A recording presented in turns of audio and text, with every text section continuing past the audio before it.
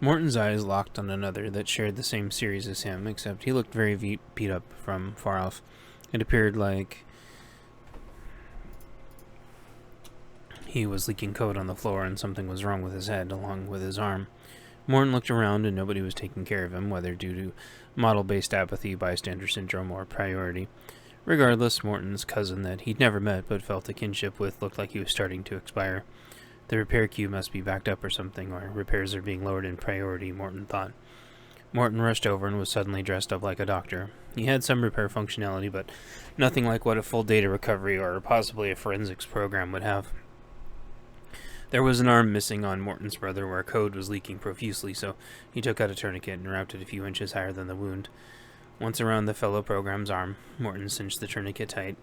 Then Morton took a pen out and wrote on the tourniquet where he had applied it in case anyone needed to know.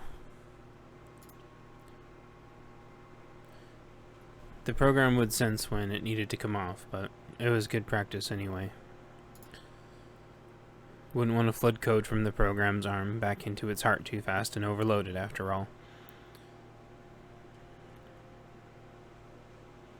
The program only sat there in system shock, barely conscious of what was going on. Morton poked around on the body to feel for holes, checking his hands every few seconds to make sure code wasn't leaking out. When the body came up dry, Morton held his cousin's neck as still as he could and felt under his back for holes. When he pulled his hand back, there was no code on his hand, which was good. The program turned to look at Morton, having regained a little consciousness, and it startled Morton. Half of his cousin's face was missing, but body still functioning, as his head was only a representation of part of his avatar. His face was important, yes, but their robust product line could lose some features and stay functioning for a little while. What was left of the dying program's head then coughed some code onto Morton. Thankfully, Morton had face mask on and goggles, so there wasn't any fear of contamination. The breathing and coughing seemed labored, but what passed as both lungs sounded like they were functioning normally according to Morton's stethoscope. The sad face needed to be bandaged, though, or what was left of his code would leak out, and that would be it. Morton took a bag of electronic heel flakes out and sprinkled it over his cousin's head to slow the code leakage. Then he took a big wrappable bandage out of his virtual first aid kit and wrapped it around the part of the program's face several times. The bandages helped give a protective shell for the program to reform itself to stop leaking its code. The bandages started to hold code in, which began to make a weak shell over the injured area. Morton noticed his cousin was making a new noise, and it sounded like crying, which made Morton sad. Clearly, the program could feel itself becoming decompiled, the space he filled on a server somewhere returning to usable space. It gave Morton an idea, though, so he took out a comically oversized hypo and squirted the contents into the program's gaping mouth. The program's back arched as it was filled with tons of fresh code it could use however it needed to rewrite itself. Morton's sibling that he'd only known for moments slumped over a different way to try to more comfortably lay down on its bench. Morton made fresh efforts to make his patient as comfortable as he could. Morton picked the program up, which was light as a feather here, due to all the power Morton was being fed from his host services. Morton took his sibling and set it under the bench so it had more stretching space. Then he put the program's complete arm under his head as a rest, then took his injured arm and laid it on his side so it wasn't dropping down.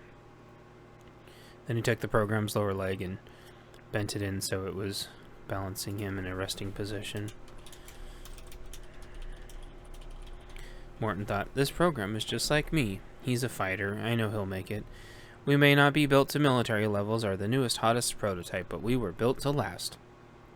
The injured program smiled and drifted off into a heaving hibernation as Morton's donor code began to assimilate into his siblings and regenerate him. Then a bomb went off at one of the towers. Chaos. Knowledge base. Later afternoon. Day 1. Morton dived under the bench with his injured counterpart as code exploded in every direction from the pillar that had been attacked. He looked up at the prototype unit as it dodged giant chunks of falling code while filing a report at the same time. The prototype antivirus software ran up code and around code, dodging as it went. The androgynous silver warrior was seemingly unfazed by the risk, with laser-precise movements filling out a survey and crash details at the same time. Bad code began emerging from the rubble, and the prototype's notepad disappeared, and in its hand appeared a ludicrously disproportionately sized katana. The prototype began slashing the code by the 3s and 5s, but there were hundreds. A second tower partially exploded, and bad code started spilling out of it as well. Mortars exploded everywhere, blowing up the bad code instantly. Morton panned around to find the source, only to see gigantic cannons opening up from the military program's shoulders, decimating corrupted and bad code by the 20s. Morton heard the program utter something between massive volleys about a target-rich environment and enjoying the smell of smoldering viruses in the morning. The feminine code came back from her pylon to see what the ruckus was. A sadistic grin appeared on her face as she proceeded to empty a full mag out of her machine pistol. The volley seemed to take a full minute and took out around 200 viruses. These efforts hardly made a dent, however, and she tossed the pistol aside dramatically, only to have it vaporize. She then got a folded umbrella out of nowhere and started smacking code to bits. She rounded the corner to see how many viruses there were, then extended the umbrella, from which a laser sword extended.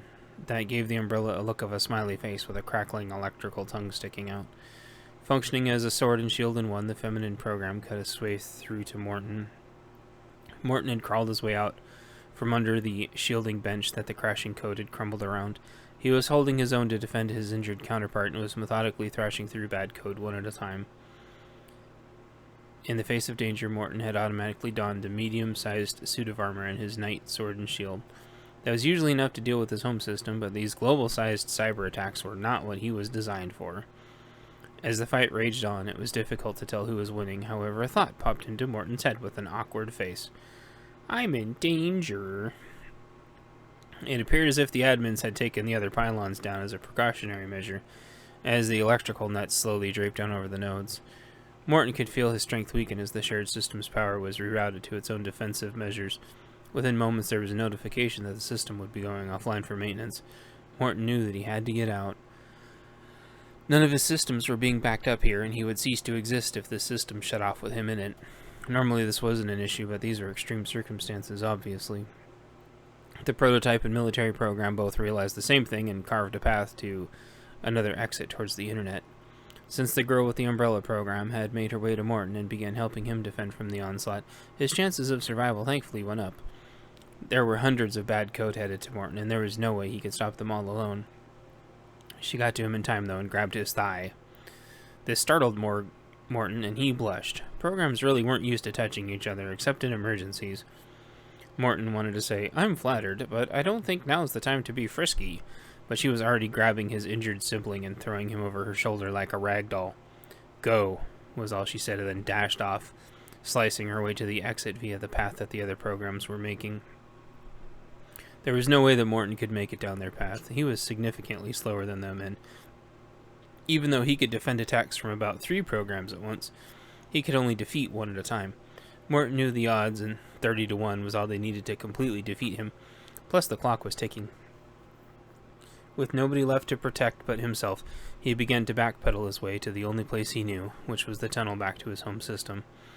He would have to make his final stand at the door and funnel them through a tight space where the numbers wouldn't count for anything. Plus, he figured maybe the tunnel itself would stay online and not be part of the maintenance. Morton couldn't get to his exit, though. He was quickly overran